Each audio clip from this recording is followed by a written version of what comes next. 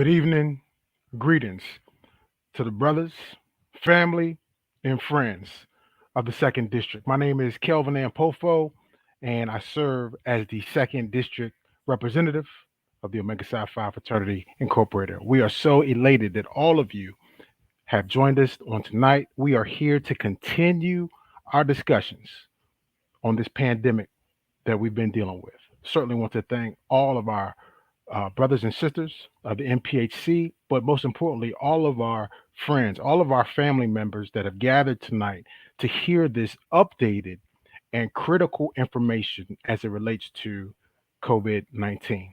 Certainly, as always, let me remind you that the information you hear from our speakers and panelists tonight, their comments are their own. They are not reflective of the Omega Psi Phi Fraternity Incorporated. And certainly we look forward to this valuable information that's going to be shared. For those of you, if this is your first time joining us, again, welcome. We have a panel of distinguished men of Omega, but most importantly, these are doctors that are able to talk to us directly and give us the information as it relates to this COVID-19 pandemic. So with no further ado, let me introduce this panel of distinguished brothers of Omega Psi Phi Fraternity Incorporated. Our first panelist that I'm going to introduce is Dr. Keith Boykin. Dr. Boykin is a retired pediatrician. And so with that, he always brings us factual knowledge as it relates to the importance of vaccines, but most importantly, from a perspective for our young people. So it's Dr. Boykin. Certainly good evening to you. Also, I want to introduce our friend. You all know him, Dr. Jedan Phillips.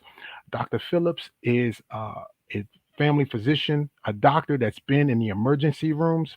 He's been in the medical. He was at the epicenter when this all started in New York. So Dr. Phillips has been bringing us live and direct information as it relates to this pandemic. Certainly, good evening to you, Dr. Phillips.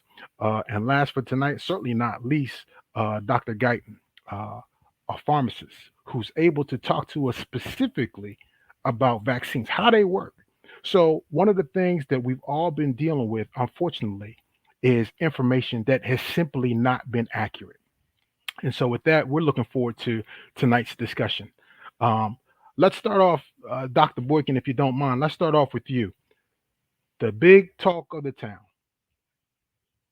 FDA has finally approved the Pfizer vaccine. Can you talk to us about this approval? Because my question to people that have been saying, I'm going to wait until it's approved. My question to them is now what are you going to do? It's approved.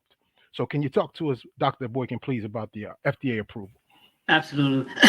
Good evening to everyone, to all our guests, our friends. I hope everyone is staying safe out there as we're still in the midst of things. We're not getting any better. Matter of fact, we've gone kind of backwards since the end of July. But to that end, the approval of the Pfizer vaccine is good news in the fact that it now is fully available for everybody. And the thing about the approval of the it's no longer emergency use. That means it has been fully vetted by the FDA, CDC, and the CDC subdivision, the Advisory Committee on Immunization Practices. So that means it can be fully it's fully licensed to be used for all people over the age of 12. And it's the only one that's fully licensed right now. As a matter of fact, today I found out what it's going to be called. The commercial name of the Pfizer vaccine is going to be called Comirnaty.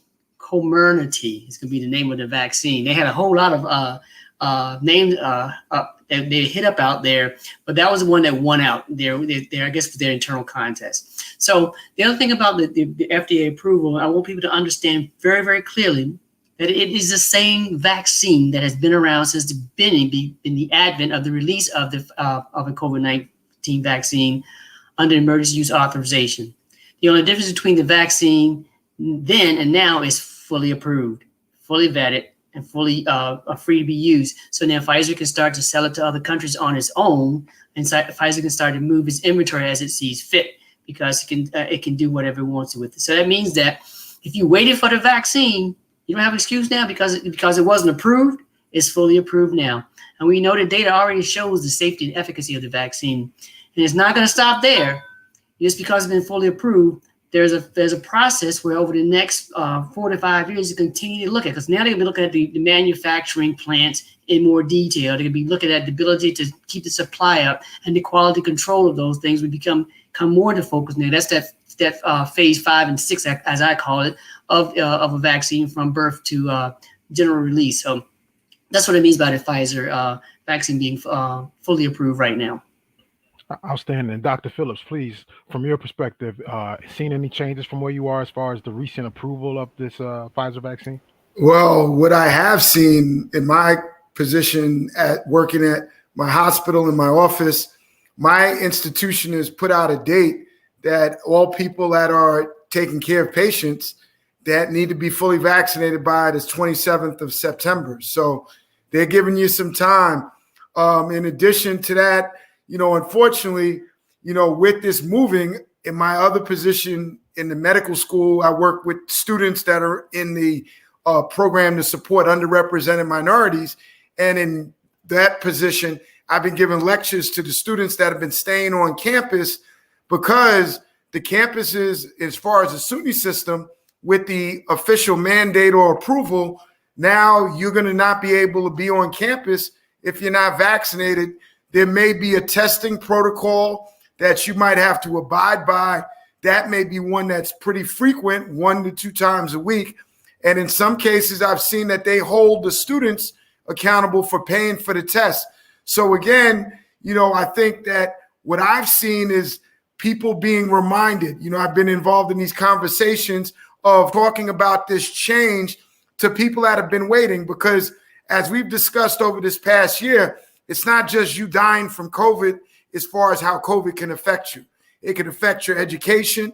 It can affect your business. It can affect your family. So with that starting to move, again, we are trying to stay ahead of it. The other thing that you're seeing, and I'm sure my brother, Dr. Guyton, will talk about this, is in these areas that we're seeing things hardest hit, they don't have any ICU beds. So what that means, and a lot of times people, they talk about, well, that person didn't die from COVID. How can we say it's related to COVID? If you have a simple infection that would require hospitalization and some IV antibiotics, they don't have the resources in states like Alabama, Florida, Louisiana, Mississippi. These are states where their resources to take care of regular problems and incidents are being challenged. And then last but not least, you are seeing medical professionals that are tired. They're fatigued. They're being overworked at an extreme level yet again. They were working hard in the beginning, trying to get things under control, and they're now being hit again. And as we've seen, over 99% of the serious illnesses, meaning hospitalizations and deaths, have been in unvaccinated people. So with that being said, you are now starting to see down in Florida, I think 75 doctors walked out saying they're not going to take care of people. A doctor in Alabama put a sign up in his practice: you are no longer welcome if you're not vaccinated. And you've got nurses who have done the same thing. So again, maybe you didn't get COVID over this past year, but you could have a heart attack, you could have a broken bone, or some other ailment. And those things, which are pretty routine and being taken care of, because of this stress that our system, and in these areas that I mentioned earlier, they are seeing some of the highest numbers that they've seen at any point of this pandemic, which speaks to how significant it is. So that's what we're seeing right here.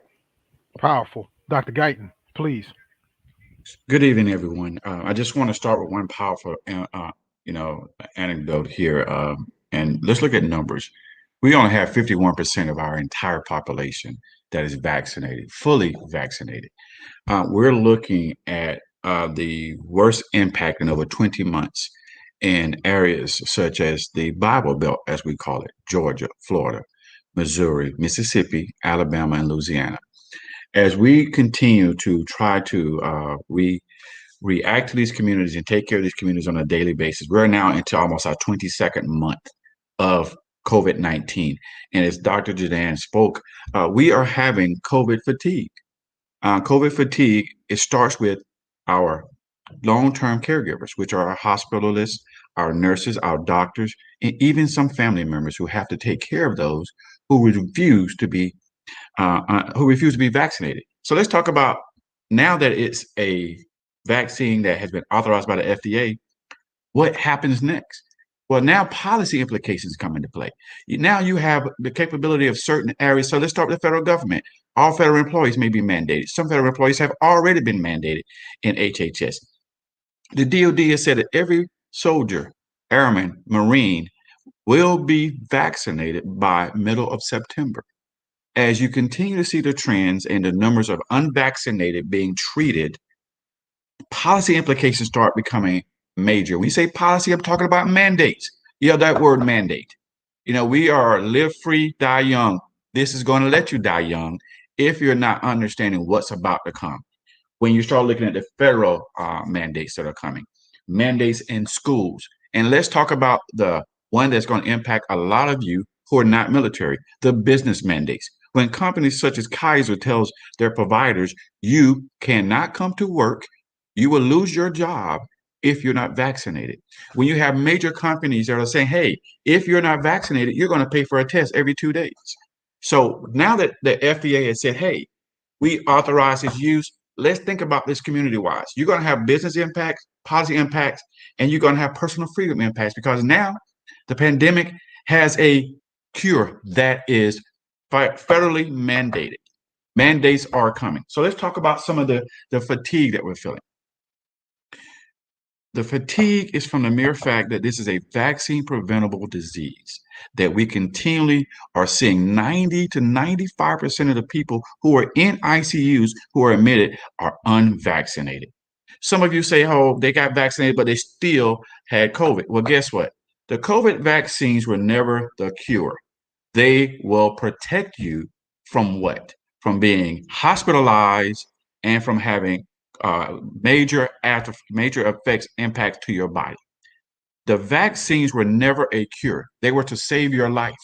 So the unvaccinated are swarming and shutting down healthcare systems. Let me say that again. When you have a whole state that has to say, I can't take another patient, you're having a baby, you're going to have to leave your state, Mississippi, to go have your baby. Louisiana, I can't take another ICU patient that's a pediatric because I have no beds. Alabama, when they say, hey, in 2 days, I'm done, I can't take another patient, we're in trouble. We need to, one, get around the misinformation. Two, understand that all the hesitancy has gotten us here now, where we are at a pinnacle point, because Lambda's coming behind it. If you think Delta's got a big bat, Lambda is a bigger bat. If you think Delta has a major impact, Lambda is going to have a far greater impact. And let's talk about the upcoming flu season. Let's talk about winter coming. So when you look at the vaccine being mandated, you're going to really start seeing some policy implications. You're going to start seeing workplace implications. And in schools now can say, hey, this vaccine is going to be on the schedule. As soon as kids 12 and above can get it, parents, you're mandated to get it. It's coming. Be prepared. Dr. Guyton, phenomenal. So Dr. Boykin, if you could, let's talk about, for those that either got Moderna or the J&J.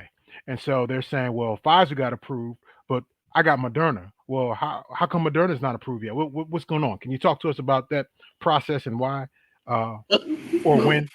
Well, the whole thing about Moderna and Johnson & Johnson, people have to realize the first release vaccine was what? Pfizer. So there's a lot more data out there on Pfizer and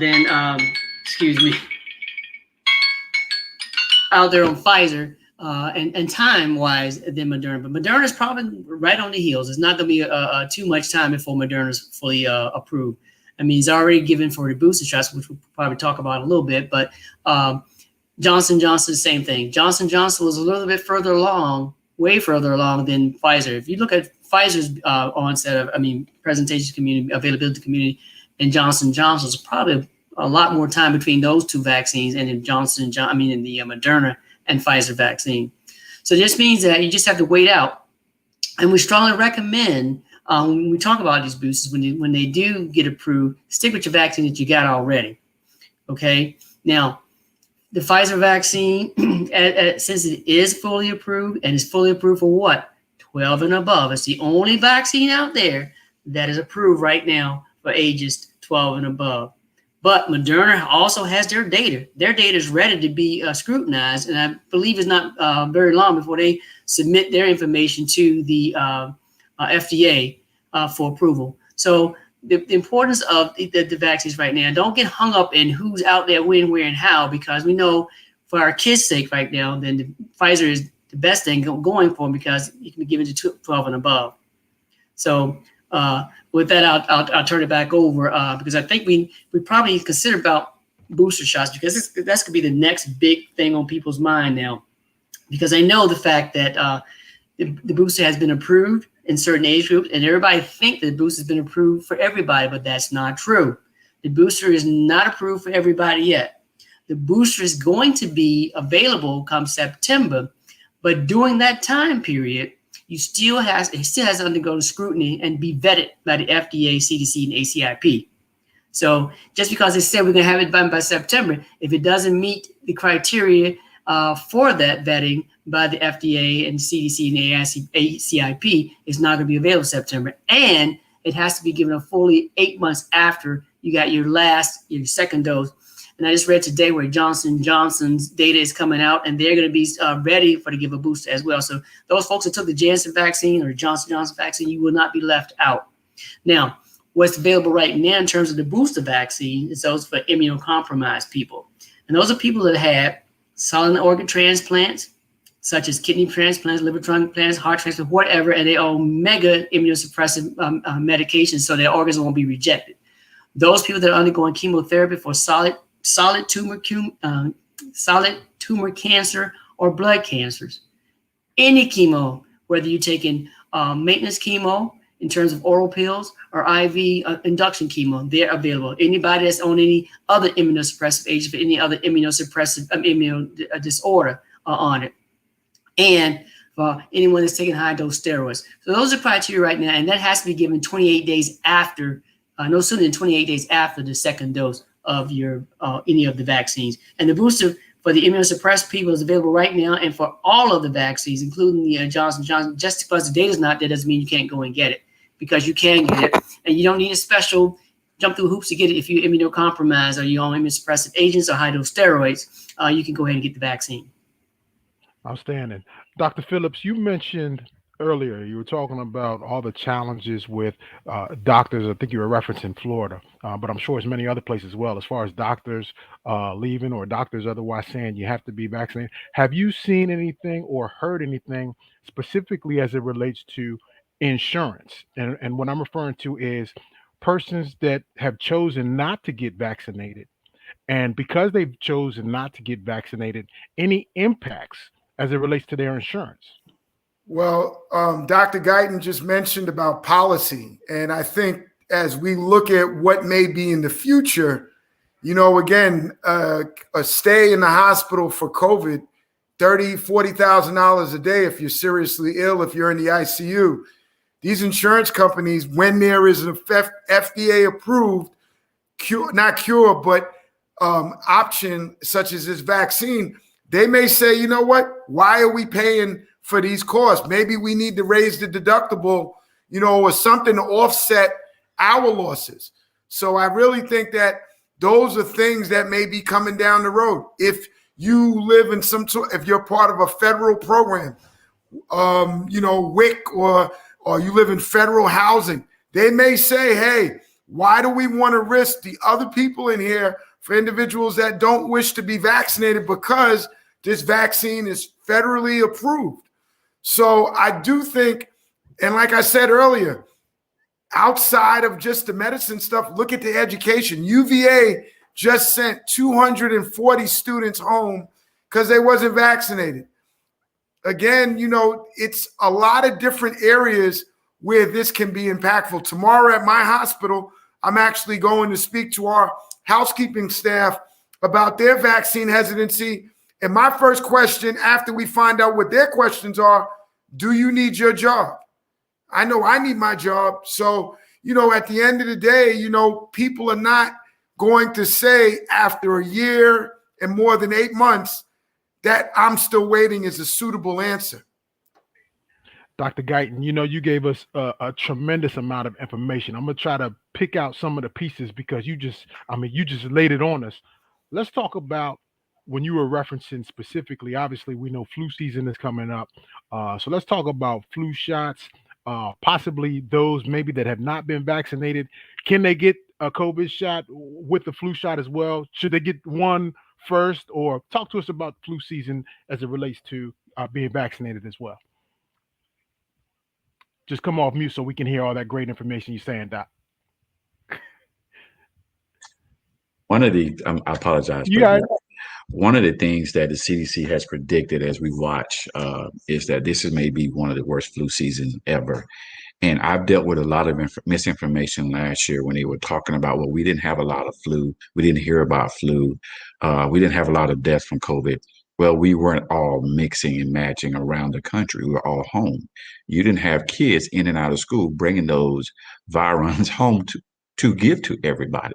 So let's start there. As we start again, transporting, moving around the country, the prediction is that flu will come back very, very strong.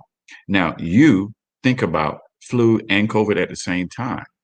COVID can mask itself in flu-like symptoms. So it is recommended that you get both vaccines. If you can get them at the same time, which I'm going to try to do in October, as a healthcare provider, I'm able to get it 8 months after my first dose. I'm going to get both my flu and my COVID shot at the same time because I know and have seen the impacts in all the communities that we have to serve where we have doctors and nurses really going home saying this is preventable.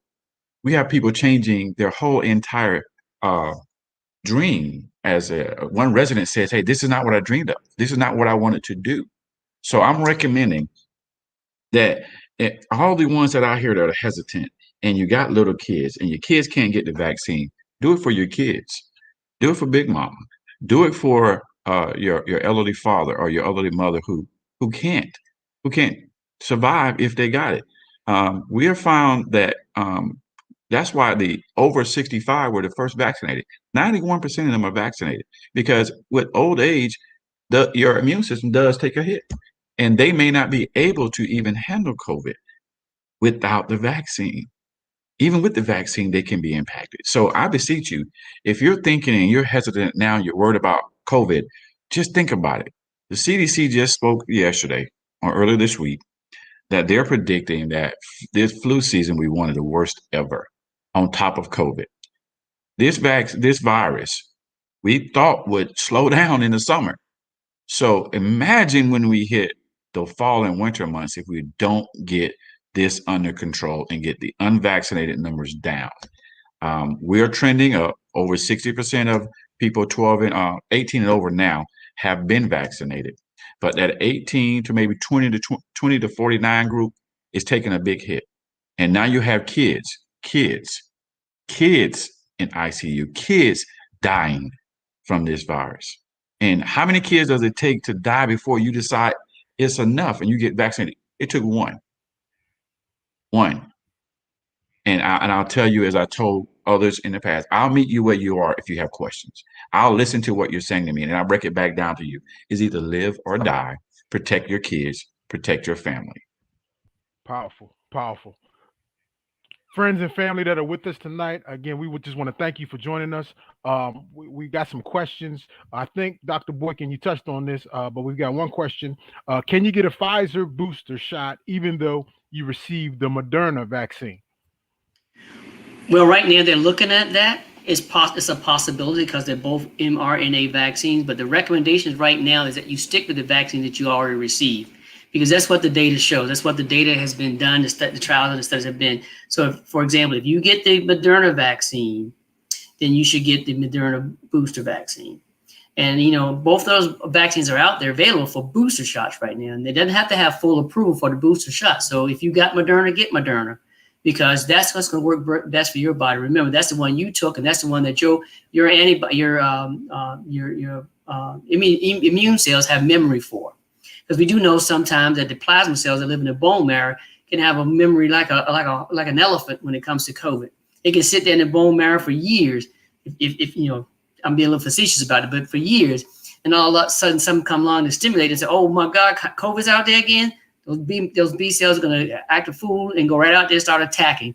But remember, those are the ones that were stimulated by your Moderna vaccine. So I would strongly suggest you get Moderna if you got Moderna, Johnson & Johnson, you get Johnson, and Pfizer if you get Pfizer. However, if there ever becomes a problem down the point where access and availability is an issue, then if you got an mRNA, get an mRNA. If you got a viral vector, get a viral vector. But don't mix viral vector and mRNA vaccines together. I don't recommend that at all because I don't know what the efficacy is going to be. I don't know if you're going to have the great buildup of antibodies with that. So I would say to you, the question was, can you get a different vaccine than the one you originally received in the series, booster vaccine that you originally received in the series?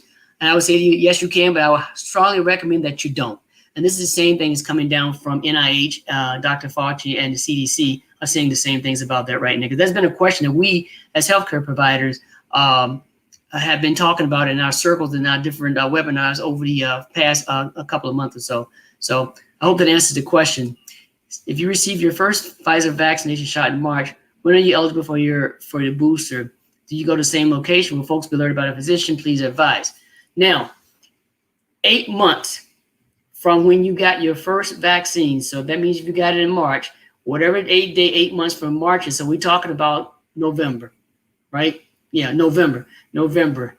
So that's probably when you can get your booster shot. You don't have to go to the same location to get it, as far as I know. You can go anywhere.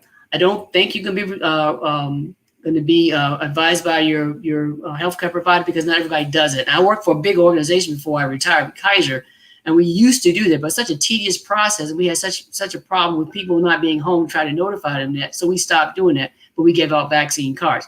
But what you do need to do, you need to call your provider and ask if they have a record of your vaccination. Then they might be a trigger there to call you for. But you need to ask if that's what's going to be done. If not, then you need to put on your calendar yourself as an alarm or as a tag or as a task or whatever to remind yourself to get the vaccine. But again, remember, it's still not fully approved to be given in September, even now, because it still has to be vetted by the CDC, AICP, and FDA. What can I do if I misplace my CDC card? Is it approved to get another vaccine again? No, that's a good question. Very good question.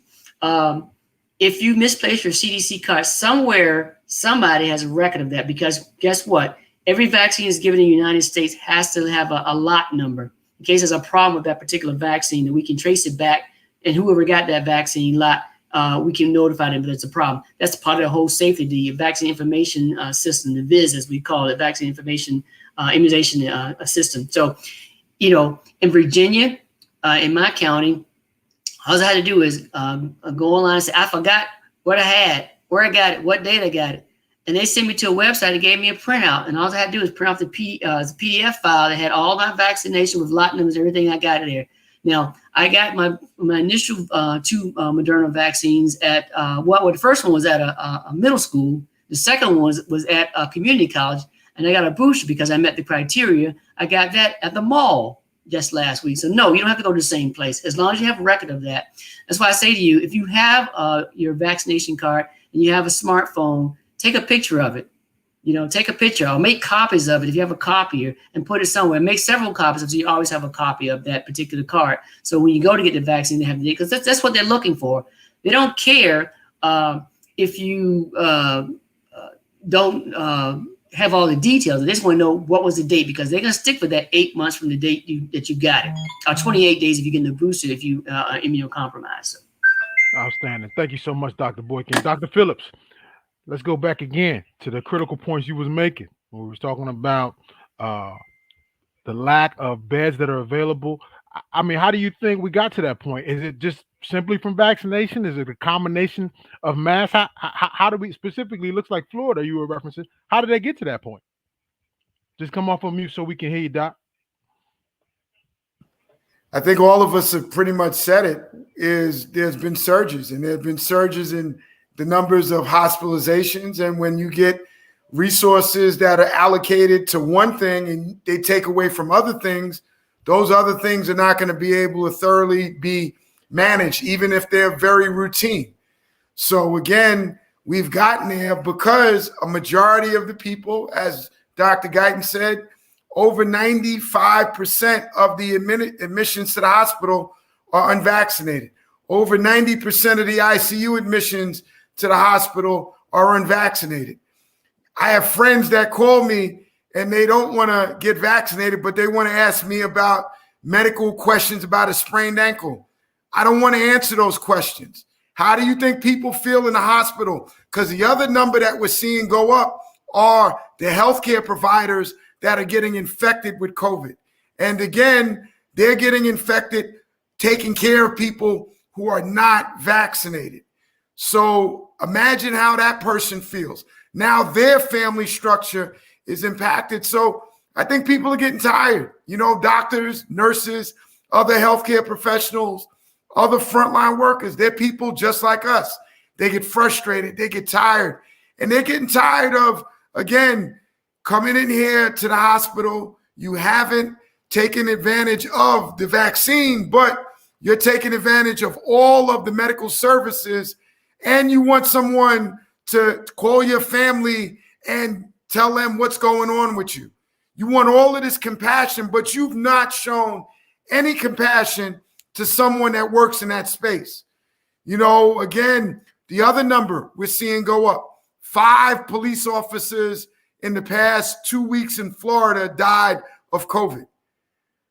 All of these frontline people that have to deal with the public are being exposed because of the unvaccinated.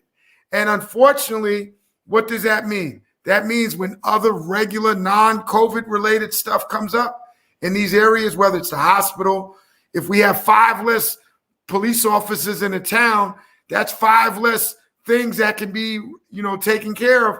So all of these other areas are being impacted, and people are being overwhelmed. So, you know, it doesn't look good, man. I think tomorrow at my hospital, they have 100 nurses that are going to walk out of the hospital tomorrow to protest being put in a position of having to continue to work these inordinate hours in these very serious circumstances for people that threw their thumb up at a treatment option that could help alleviate this. Because again, people say, oh, we got these breakthrough cases. A majority of the breakthrough cases are mild in the people who are vaccinated. The 15% or so that get more serious ailment, as it was mentioned by my esteemed brothers earlier, they have the comorbidities. They have heart disease. They have diabetes. They have, unfortunately, age. They have lung disease. They're obese. All of these different health factors don't make their vaccine as effective, so they can get affected again. Brother dear, if I could add one thing, I want to take one step further because we kind of danced around it tonight. And one of my frustrations as a pediatrician is the kids. I am very, very frustrated right now with the cavalier attitude people are taking about the kids. You know, all the literature said, oh, yeah, they get mild cases. But tell me why so many children are being airlifted from one state to another because there's no more pediatric beds, because pediatric admissions have gotten so high, incredibly high, from this Delta variant, because guess what? Children under the age of 12 can't be vaccinated. So all those people out there, and this is just my opinion, that selfishly don't want to get vaccinated and expose themselves to children who can't get vaccinated, then, you know, take a look at yourself in the mirror. Because look at it. You don't want to get your adolescent child vaccinated. Well, guess what? The adolescent goes to school, brings it home to the 3-year-old. The 3-year-old might have a mild case, but that's not true anymore because we have 18-month-olds now in ventilators in ICU now. But the 3-year-old then goes and give it to granny who hasn't been vaccinated. So it's not the 3-year-olds that are driving the pandemic. It's the unvaccinated ones that can't get vaccinated, the adolescents. Okay. Now, you talk about hospitalizations. We talked about the flu. Well, guess what? We didn't have a bunch of flu cases last year because why? Nobody was in school. But when we started going back to school, what reared its ugly head? RSV, respiratory syncytial virus. And the ER is being inundated right now with cases for people that are presenting with RSV. And the problem with RSV can look like flu, RSV can look like COVID-19. And guess what? You can get all 3 of them together. So Tell me how sick that child's gonna be when you get RSV, flu, and COVID because they couldn't get vaccinated because the vaccine is not available. But somebody out there, A, didn't want to get vaccinated, and B, don't want to have children in school wearing masks. We know masks are very effective against the spread. Masking, social distancing, washing your hands, and sanitizing areas and good airflow are the things that we need. I would say I would want my kids back in school, because of this. But you know what? My thinking has changed because the kids need to be back in school for developmental reasons. But the masks are not going to be an issue to cause them to have some developmental delays. Study after study has proven that. They're only at school for a short amount of time, and schools are doing everything they can to minimize the wearing of the mask, such as going outside, eating outside in cases when the weather is good. So let's don't forget about the children. Don't be selfish. If you don't want to get child vaccinated, fine. Let them wear a mask, but get yourself vaccinated so you can protect them and other kids, because guess who's our future? Our children. And we don't have any children to go on, what's going to happen to this world? So I wanted to bring it up because I think that people need to understand that it's too cavalier attitude talking about children because children are dying every day. There was a pediatric hospital from Baylor in Texas. We know Texas is a hotbed right now for cases of pediatric COVID disease. I think they had 15,000 cases that they saw come through their hospital. And now that a significant, I think it was about 10% of those were hospitalized. And of those, a large majority of those required ICU. So if they have no beds, we know the kids are coming in. We know we got flu, which affects kids more than affect young adults. Children are more affected. We got RSV, and now we got COVID. What's going to happen to the pediatric population? It's going to go down significantly. Dr. Boykin, I was going to give you the alley-oop, but you just went ahead and just reverse dunked it anyway. You all know, I'm just sharing with everybody who may have children and they may be uncertain. My oldest turned 12 on August the 3rd. And for part of his birthday, what did he get? He got his first shot. Those of you that are mathematically astute, you know how many days you have to wait from your first shot. So with that being said, what happened on yesterday? He got his second shot. So now we're waiting for those 2 weeks so he can be what we know the definition is, fully vaccinated. Dr. Boykin, I want to continue on with you. We're talking about the kids and the importance, and I share that for everyone, that may have kids that may be thinking about what to do. Obviously, we're all vaccinated early stages, which as soon as it was available, we jumped on it. But simply just sharing the story, letting you know that you're talking to somebody who has a child that's been vaccinated now, received both shots. After we know the 2 weeks, we know he'll be fully vaccinated. Dr. Boykin, as we approach Labor Day, we know unfortunately it means the end of summer, but also it means going back to school. We know our college students, they're already back in the dorms. We've already heard from Dr. Phillips what's happened at some universities. As parents are preparing their children to go back to school, we understand if they're 12 or older, they have a choice. But can you talk to us about those children that are 11 and younger? What are these parents? What should they be doing? How can they protect their children that are getting ready to go back to school? And then I want Dr. Guyton to chime in after that as well. Dr. Boykin. Well, first of all, I think I need to advocate for the best thing you can do for your child is to wear a mask before you even get to school. Wash your hands. Don't go around the crowds. I mean, I know everybody wants to have a back to school party. Everybody wants to have a back to school gathering. I mean, you can do with some limited people outside. But in terms of preparing your child for school, be prepared to send the child to school with a mask. And the younger the child is, you might want to send some changeable masks during the day. Okay, and good masks. Cloth masks are great, but if you can send a cloth mask, send 2 or 3. That's first thing. Second thing, don't share foods and foodstuffs and things like that because you don't know what child is sick. I would not suggest that at all. Look for a school that has some type of protocol in place for examining your child that comes to school. And please don't send your child back to school if they've been in quarantine. There's a case of a child that the parent sent her back to school the first day she was in quarantine, and the parent was an anti-masker. I'm not here to bash anti-maskers at all, but the parent was an anti-masker. She sent the child to school because the child did not miss her first day. So who was the more responsible person here, the child or the adult? The adult should have taken the responsibility and kept that child home. And now because that child was in quarantine, that whole class now has to be in quarantine and miss their first days of school. So you got to think about that. You know, you got to stop thinking socially and start thinking about the medical implications of doing things that are not right. You know, this is not a political thing. This is a medical thing. And if we keep letting it go like we can do, if you look at the flu of 1918, the large percentage of people that died in that epidemic was only like 2%, which was true, but there are 2% of people, the population that died, 80% were children. So do you want to be responsible for sending your child back to school, not masking because they can't be vaccinated? You know, ask your doctor. And please, please, please, please, please don't ask your doctor to give your child a vaccine that's been approved for 12 and above just because you want to get them back in school. That is not recommended. And I would say it's pretty much damaging to that child because you don't know what the dose is. That's why we have a dose. We have different age groups to study.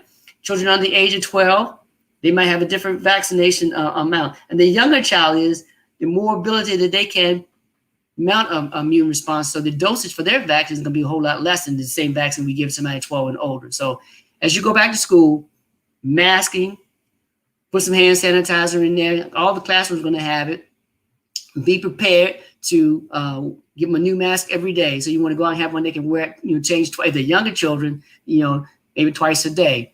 Your adolescents, they need to do that, and they need to do the same thing when it comes to practicing. I don't say run up and down the field with a mask on, but when you in practice and you're on the sidelines, have that mask on. Okay. 91, 88 said you got to wait. So go ahead, 88. No, I was just going to add, especially with the younger kids, you may want to practice. You may want to practice these interventions so they get used to it because they're going to get stressed out at school. People may be, hey, put your mask on. And, again, you want to not create that as being part of the stress that they have to experience. So I would start practicing some of these safety measures with your child so when school starts, they're able to do it. And be a role model. Wear your mask yourself. Be a role model. Outstanding. 91, Dr. Guyton. It's hard to follow big brothers, but I will. Let me start with a question that came up. How can I help? In your community, we want to help, one, stop the disinformation and misinformation. Get engaged. Listen to your family, your friends, where they are, and provide them with entities of trusted information.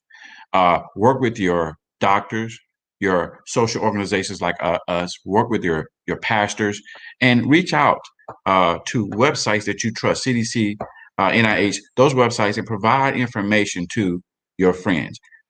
Push away from the great Facebook that we've come to know, because that social media platform, and I'm not advocating it's good or bad, provides a lot of misinformation and disinformation, which is worse. So what do we do about the kids? As an adult, you have to advocate for your kids, one.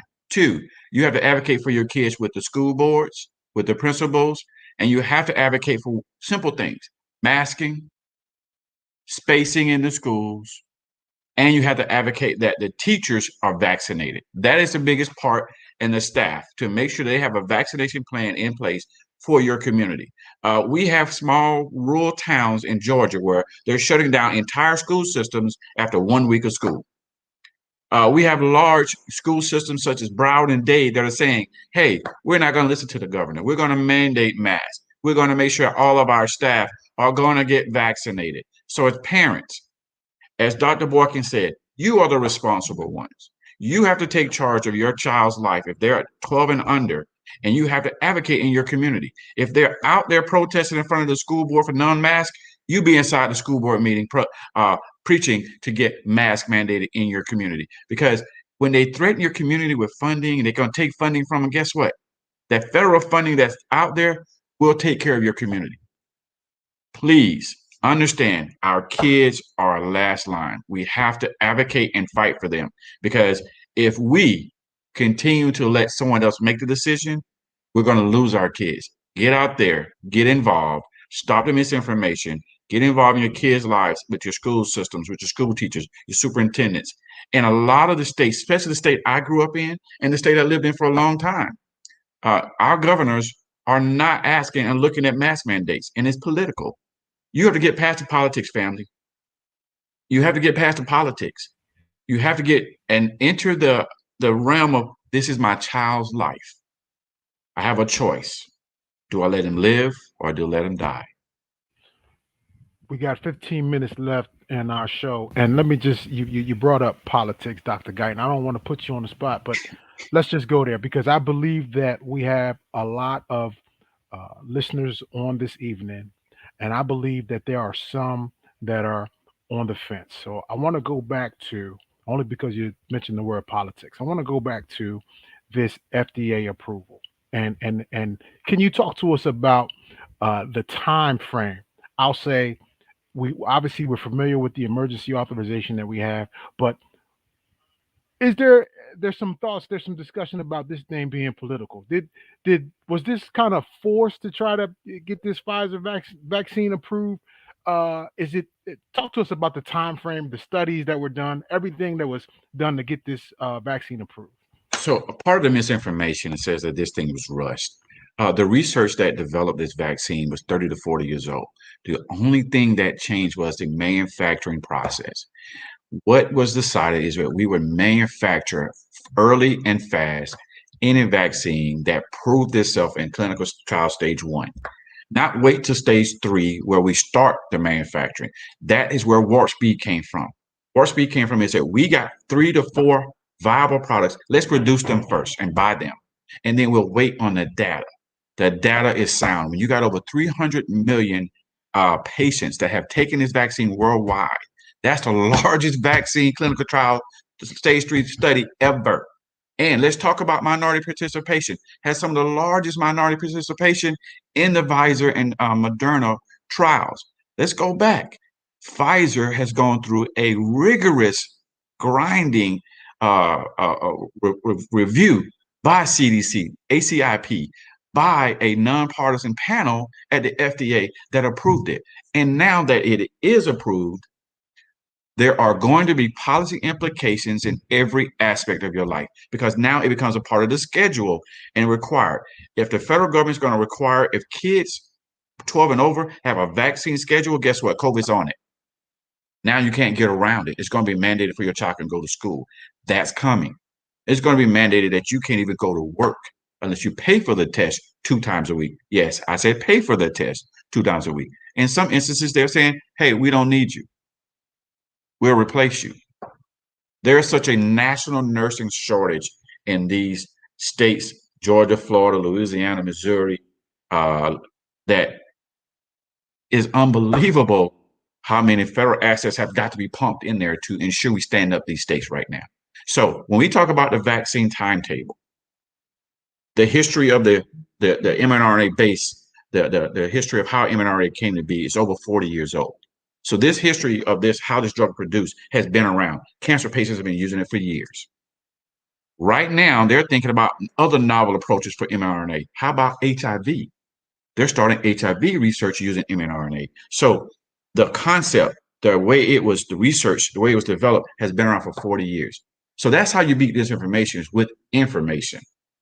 I myself sent an article to about 40 brothers about 2 weeks ago on mRNA, on how it wasn't just novel. It was something that was already been done for almost 40 years. I'll stop there. I can keep talking about it. Dr. Phillips? No. I was, I wasn't going to interrupt, but I was just going to say, like, I was at a meeting at the hospital today with some nursing staff, and they were talking about being offered to do some traveling medicine. And a lot of them were like, why do I want to go down there if they didn't need the money? Why do I want to go help these people that didn't help themselves? And I know that's not the right way, but that's the reality of how some people feel. And if you happen to be, as Dr. Guyton just mentioned, in one of these areas, you don't get quality medical care, your chance of getting through COVID, let alone anything else, routine, is going to be very, very difficult.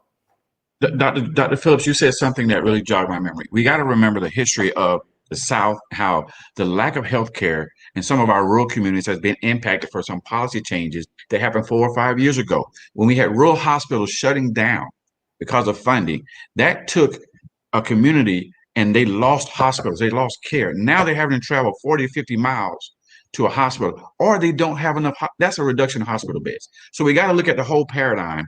This is a quiet storm that blew up in our faces when we don't have the healthcare infrastructure in these specific states. You got to go back to some of the choices, political choices that were made that are impacting us now. To that same end, you got to look at the when you look at even today now, the amount of pediatric beds in any given hospital, if it's not a pediatric freestanding hospital, can be very small. So in those places that you have the unvaccinated, where Delta is rearing its ugly head, that's why you don't have any pediatric ICU beds. Matter of fact, there's some hospitals, when I was in training, there was one hospital which would still remain unmentioned, only had 5 pediatric beds in the entire hospital. So you can imagine if it's asthma or flu season, how are we going to take care of those children? So those children had been sent up the road to a bigger pediatric hospital. So the same thing, when you shut down these hospitals, the rural hospitals that may have had these little beds, they're gone now. So when these children show up with bad flu or bad COVID-19, what's going to happen to them? Access to care. Access to care is the biggest thing. There's still a disparity right now for the post-COVID and the COVID treatment right now. So treatment is there, in terms of vaccine and some other things that are out there for them, but access to care is going to be the same thing. The amount of Latinos, African Americans, and Native Alaskans are severely impacted by the shutdown of these things and the inability to have access to care. Latin American people represent the highest number, followed by African American, and then followed by, not very far behind, Native Alaskans and American Indians. Think about that. Look how big the state of Alaska is. I mean, there are people out there who are not sick, that are not African American, that are not Native Alaskan, and they are 300 or 400 miles from the nearest hospital, from the nearest city, living out there. Like, so what happened if they got sick out there? It's not true that you won't get COVID, and we know that by now that you won't. It's not true that COVID won't come because I'm too far away from everybody. COVID don't care where you are; it's gonna find you. It's not a matter of if; it's a matter of when you're gonna get exposed to Delta variant. Not if, but when you're gonna get exposed to Delta variant. So I just want to put that in there.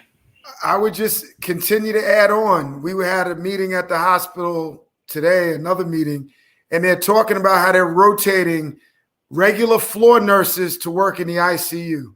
So what does that mean? That means that people are being put in positions that they are not as thoroughly prepared to handle. And what does that mean for you as the patient? That means that if I'm a person flying a plane and I'm a pilot, and now because of what's going on, I'm going to get a person that flies a propeller jet to now fly 747. It's a big difference there. And I'm not saying that the nurses, because we have incredible nurses throughout our country, but people get tired and people are put in spaces that don't put them in the right place to succeed.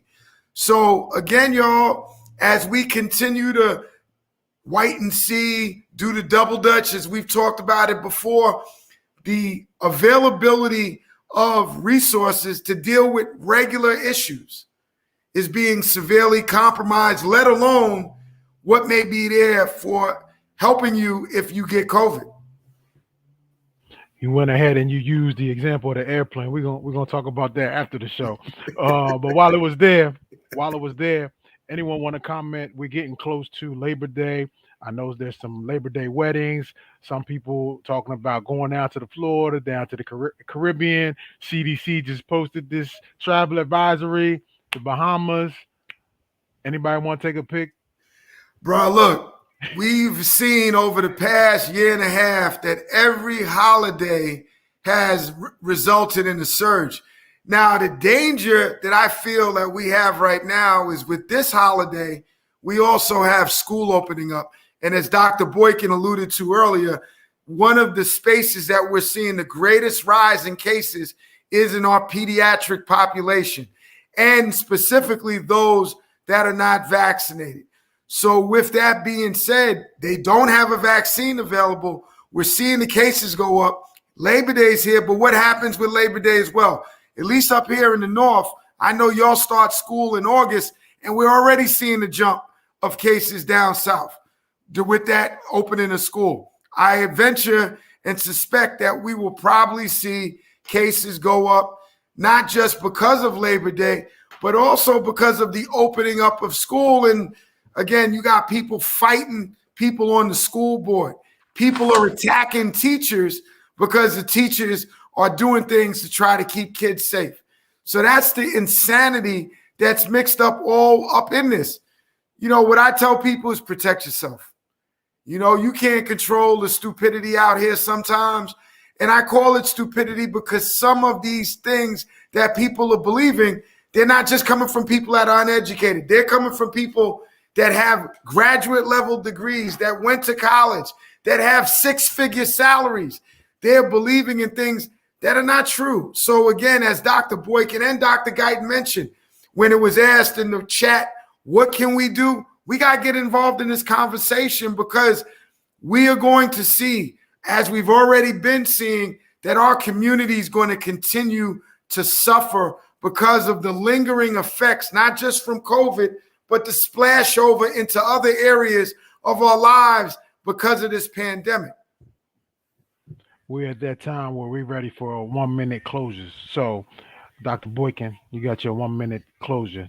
Final message to the people on this evening.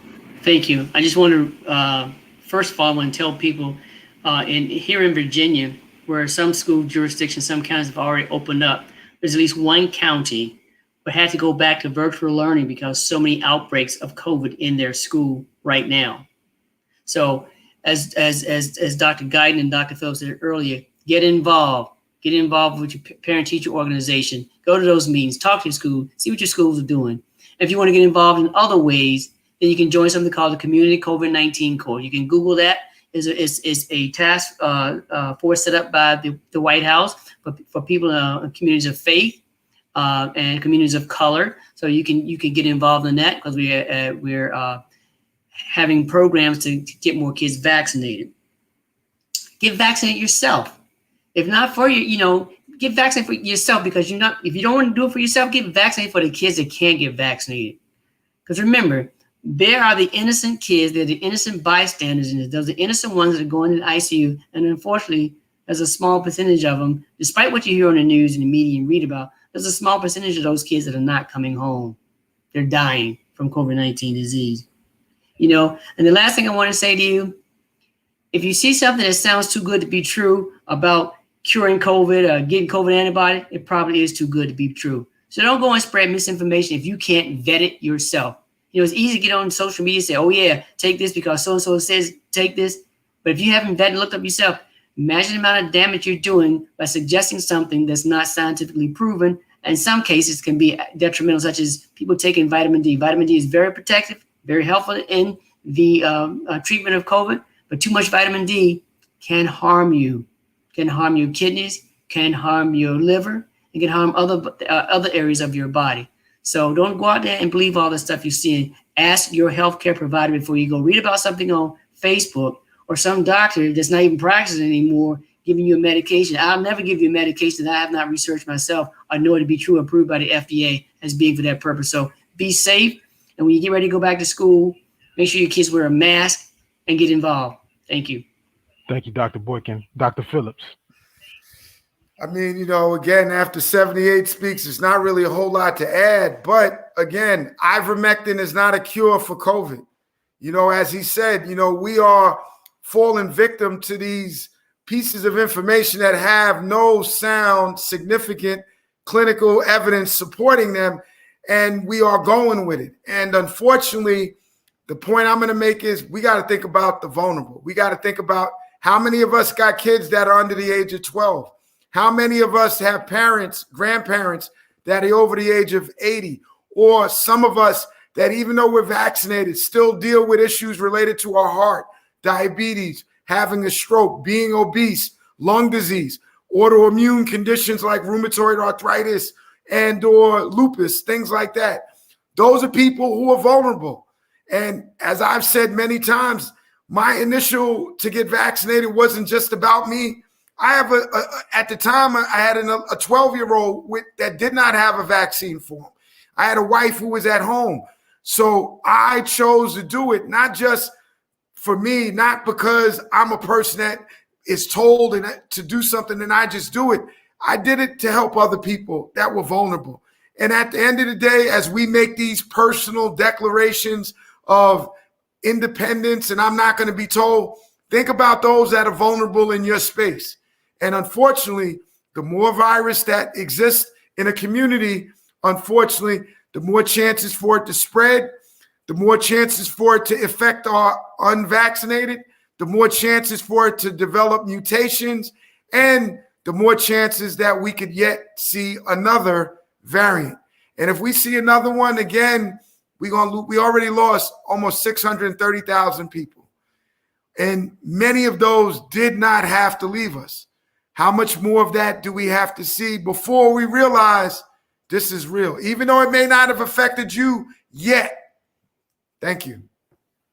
Thank you, Dr. Phillips. And Dr. Guyton, before you go, we did have one slide in on us, and probably you can chime in as well as you do your final minute. But the question was, as it relates to the medical fatigue from staff members, your thoughts about either the Guard or the military possibly becoming resources to assist with this fatigue in the staff members. Your So thoughts one on of that? the sorry, brother. Yeah. One of the things that we have seen is that there have been um, federal assets sent to states such as Mississippi, which were some federal assets called DMAT teams. There are assets all over this country assisting in our communities. Just yesterday, was the day Monday, Georgia, and I think it was Kentucky National Guard are ramping up to support and build field hospitals and send healthcare providers. I think their teams are going to be up to about 75. Let me say to you, we're going back to where we started 20 months ago when we had the fatigue, the community fatigue, and the fact that now we're seeing infrastructures, healthcare infrastructures falter, and fail in points and places that we didn't imagine. Pediatrics, pediatric ICUs, entire ICUs in a state saying every bed is full and they're at negative capacity. Never predicted that. This Delta variant is no joke. How did we get here? Let's think about the misinformation, the disinformation, the historical aspects that some of us in our communities felt. But it's at a time now where we have a fully vetted vaccine that's available to save lives. We can now say this is a vaccine preventable disease. And with that said, the power of policy will influence your life now. There are going to be changes to some of the civil liberties, and I hate to say that, that are going to impact you.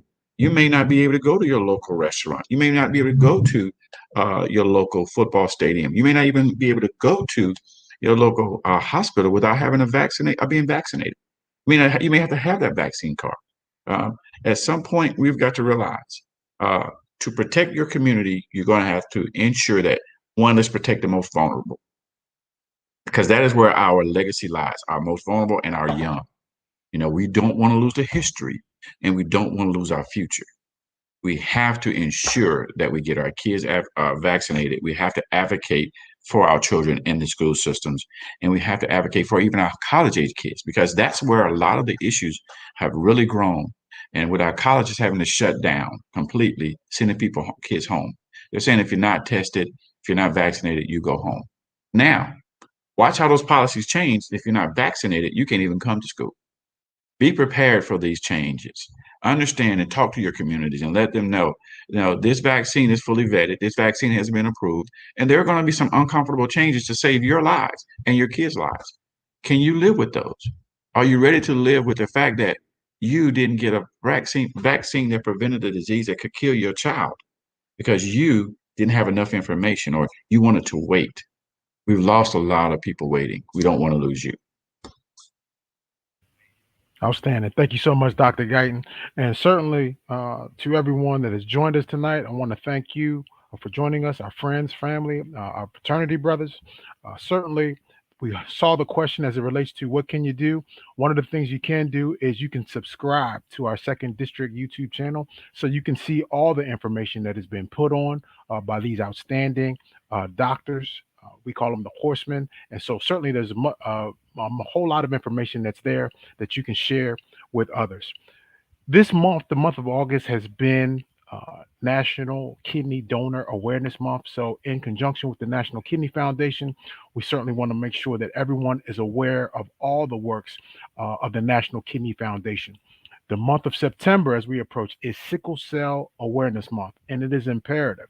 It is imperative that all of us, go and donate blood on behalf of all of the brothers of the second district. The second district is comprised of the great states of New York, New Jersey, Pennsylvania, Delaware, and Maryland. And on behalf of our grand bossless, Dr. David E. Marion, who allows us to serve in this wonderful fraternity, we just want to say thank you. Continue to stay safe, continue to stay well, enjoy your Labor Day weekend, but most importantly, continue to wear your mask. Brother Kelvin and Pofo, thank you so much for joining us, and we'll see you again on the last Wednesday in the month of September. Peace and blessings.